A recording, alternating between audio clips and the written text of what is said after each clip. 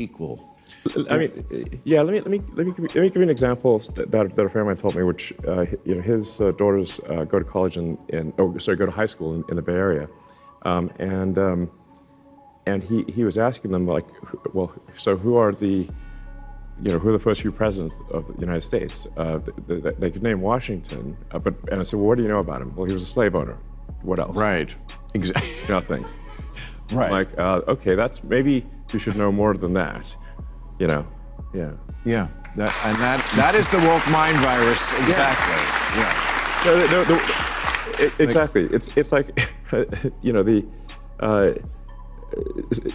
slavery is obviously a horrific institution, but we should still know more about George Washington than that. And by the way, one that was practiced all over the world. Yes. Do people really have a difficult time understanding that some people weigh the actions of others and the weight of those actions dictate how that person is viewed? When you hold people as property, by the way, which is one of the most barbaric and inhumane things humans can do to other humans, while simultaneously denying those people the right to pursue the things you're supposed to be celebrated for, people will have an issue, regardless of what else you've done.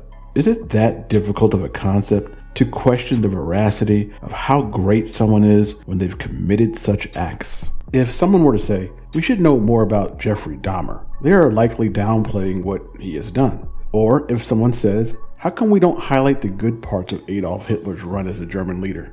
If such a person were to say something like that, you could probably assume they were able to get past Hitler's orchestration of the Nazi concentration camps. Many will say, you can't look at the past through today's lens. Okay, was morality different back then? People didn't know that black people were human too? They didn't know when they would talk to a black person? They didn't know when that black person would talk back? They couldn't tell the difference between a dog and a black man or woman or child? Dogs were considered property just like they were. They didn't know? They couldn't tell the difference between a chair and a black person, which again was considered property? I don't buy they didn't know. They had too much evidence around them. What makes more sense is they didn't care. In the system of white supremacy, simply not knowing isn't the problem. The system of white supremacy is a belief, a position to be held in spite of the evidence. In the system of white supremacy, there's always slavery was bad, but, as we heard Elon Musk say. As you probably know, anytime someone says blank, blank, blank, but, you can ignore the blank, blank, blank, because what comes after the but is what they really think. Let's try it. If I were to say, I love my wife, but what do you think is coming after that? Probably something that I don't like about my wife. So the previous statement was negated. Okay, if I were to say, slavery is obviously a horrific institution, but, well, you know the rest.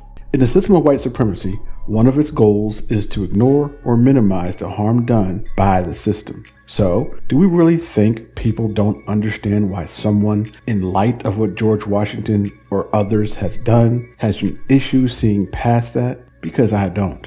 I think people do understand it. But white supremacy is a belief to be held, defended against, and maintained despite any evidence to the contrary.